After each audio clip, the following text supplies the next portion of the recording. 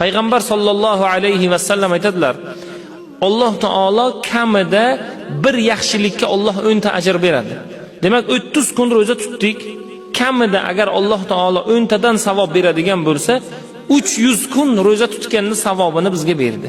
Demak, yana Shavvolda 6 kun tutib qo'ysak, 360 kun bo'ladi inshaalloh.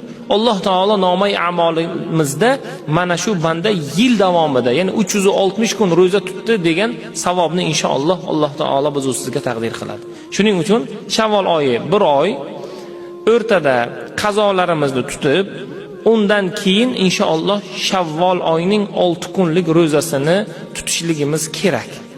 Alloh taoloning o'zi fazl bersin.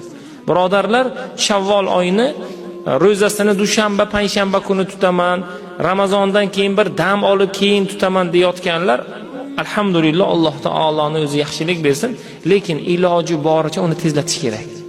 Bir qoldiki, shu bilan qolib ketadi. Bir ro'za mana ro'za tutishlikka o'rgandik, odat bo'lib qoldi.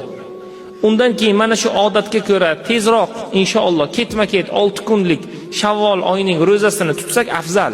Yo'q, men dushanba, payshanba kuni qilib tutaman, 6 kunni tutaman lekin deyotganlar bo'lsa ham bemalol. Yo'q, men bir dam olib bir 10 kun, undan keyin Shavvol oyining ro'zasini tutaman desalar ham bemalol inshaalloh.